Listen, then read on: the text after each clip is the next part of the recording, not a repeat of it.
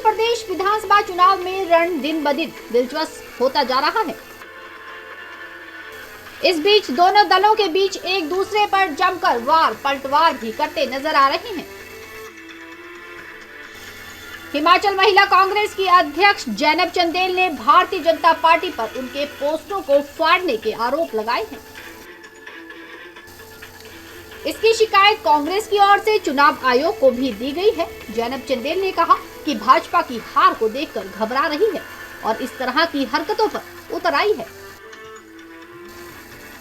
हिमाचल महिला कांग्रेस के अध्यक्ष जैनब चंदेल ने कहा कि जनता का विश्वास कांग्रेस पर है।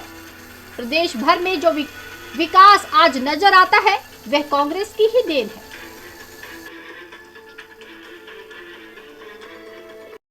भारतीय जनता पार्टी जो है वो कांग्रेस की बढ़ती हुई लोकप्रियता, कांग्रेस हमेशा से लोकप्रिय रही है क्योंकि कांग्रेस ने जनहित के कार्य हमेशा किए हैं। यही वजह है कि भारतीय जनता पार्टी बुरी तरह से बौखला गई है, ये मुकाबला नहीं कर पा रही है। इसलिए हमारे जो बेजान पोस्टर हैं, होर्डिंग्स हैं, उनको तोड़ने फोड़ने का काम कर रही है। कितने शर्म की बात है, ये इनकी बौखलाहट को दर्शाता है। स्वस्थ लोकतंत्र में ऐसी परंपराएं कायम नहीं करनी चाहिए। मुझे लगता है कि ये पहली बार हो रहा है ऐसा कि ये लोग हमारे पोस्टर और बैनर्स को फाड़ रहे हैं। इसकी हम कड़ी शब्दों में निंदा करते हैं और इसकी हमने इलेक्शन कमीशन में शिकायत भी की है। और दूसरी बात है कि अभी भारतीय जनता पार्टी की बहुत बड़ी बड़ी नेत्रियां भी हिमाचल प्रदेश आ रही हैं और बड़े बड़े नेता भी आएंगे और यहाँ जुमलेबाजी और बयानबाजी करके चले जाएंगे। ये वही भारतीय जनता पार्टी है जो किसी जमाने में हिमाचल प्रदेश के पैदा होने में, मतलब हिमाचल प्रदेश को एक स्वतंत्र राज्य, इसके जन्म पे भी ये कहते थे स्टेटहुड मारोठुड।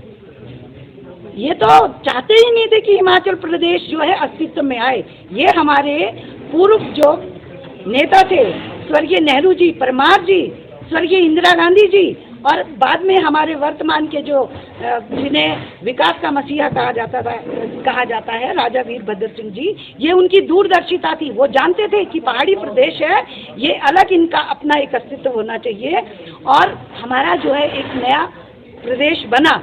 उसके बाद इसको हमारे ही नेताओं ने सजाया, संवारा, विकास किया हिमाचल प्रदेश का। आज जब हिमाचल प्रदेश प्रगति के शिखर पर है, कांग्रेस की वजह से, कांग्रेस ने सड़कों का निर्माण, स्कूलों का जाल बिछाया। आपको याद होगा पिछली बार जब हमारी सरकार थी, राजा वीरभद्र सिंह जी ने स्कूल्स खोले थे, तो यही भाजपा के लोग थे जो कहते थे, क्या कहते थे, रेवड़ियों की तरह स्कूल बांटे। हमारे स्वर्गीय राजा वीरभद्र सिंह जी ने कहा था, मैं अगर किसी दूर दराज के गांव में अगर 4 बेटियां भी होंगी तो मैं उनके लिए भी स्कूल खोलूंगा। तो ये उनकी एक दूरदर्शिता थी कि बेटियां अगर पढ़ेंगी तभी तो समाज आगे बढ़ेगा। स्वास्थ्य की बात है और कितने शर्म की बात है, भारतीय जनता पार्टी पूरा इंफ्रास्ट्रक्चर, वह चाहे वो स्कूल की बात हो, चाहे वो स्वास्थ्य की बात हो, चाहे खेल के मैदान की बात हो, इंफ्रास्ट्रक्चर सारा किसने तैयार किया? कांग्रेस पार्टी ने। और इनसे तो वही नहीं हो रहा है कि वहाँ पे स्टाफ भी पूरे कर लें। ये लोग पुलिस में अभी भर्ती कर रहे थे, पेपर लीक हो गया।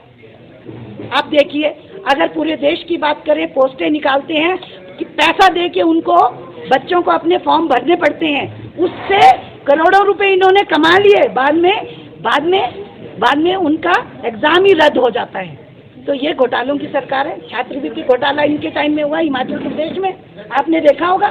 तो अभी कोर्ट में लंबित है, जब फैसला आएगा तो इनके जो घोटाले हैं वो पर्दाफाश होगा।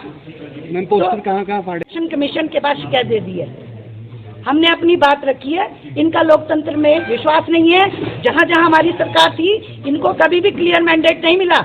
इन्होंने चाहे मध्य प्रदेश की बात है, वहाँ खरीद फरोख्त करके कांग्रेस की सरकार को तोड़ा। और गोवा में देखा आपने, महाराष्ट्र में क्या किया इन्होंने, ले गए गुजरात घुमाने, ले गए आसाम घुमाने एमएलएस को। लोकतंत्र में इनका विश्वास नहीं है। कांग्रेस पार्टी लोकतांत्रिक पार्टी है और यही वजह है कि अभी हमारे जो अध्यक्ष हैं उनका चुनाव हुआ और हमने लोकतांत्रिक तरीके से अपने अध्यक्ष को चुना। ये लोकतंत्र की बात करते हैं, ये राष्ट्र की बात करते हैं, ये महिलाओं की बात करते हैं। इनके राज्य में ना ये महिला हितैषी है, ना युवा हितैषी है, ना किसान हितैषी है। 750 किसान हमारे मर गए, कभी इन्होंने बोला? अगर कितना अच्छा होता। आज ये भाजपा के बड़े बड़े नेता जो यहाँ आकर बड़ी बड़ी जुमलेबाजी कर रहे हैं, किसानों के बारे में कहते हैं कि हम उनको एमएसपी देंगे, तो मैं मानती। ये महिलाओं की बात करते कि हम महिलाओं को जहाँ जहाँ पर महिलाओं के साथ अत्याचार हुआ उसकी आवाज उठाती। ये महिलाओं की बात करती हैं, तो कितना अच्छा होता अगर ये कहती कि आटा जो 25 रुपए किलो मिलता था 40 रुपए है, हम कम करेंगे। एक बार नहीं कहा आपने, उनकी प्रेस रिपोर्ट को आपने कवर किया। सिलेंडर 450 रुपए का था, आज 1200 रुपए का, कितना 1200 रुपए का हो गया। कितना अच्छा होता अगर ये कहती कि हमारी सरकार आएगी तो हम आपको 400 रुपए का सिलेंडर देंगे। आज ये कहते हैं कि महिलाओं के लिए जो कांग्रेस कह रही है 1500 रुपए देंगे, हम ओपीएस को ये लागू करेंगे, तो ये जुमलेबाजी कर रही है। कांग्रेस कभी जुमलेबाजी नहीं करती है। कांग्रेस जो कहती है वो करके दिखाती है, चाहे वो शिक्षा का अधिकार हो। एनस्टार न्यूज के लिए शिमला से चमन शर्मा की रिपोर्ट। सूचना का अधिकार हो, जो जो कहा वो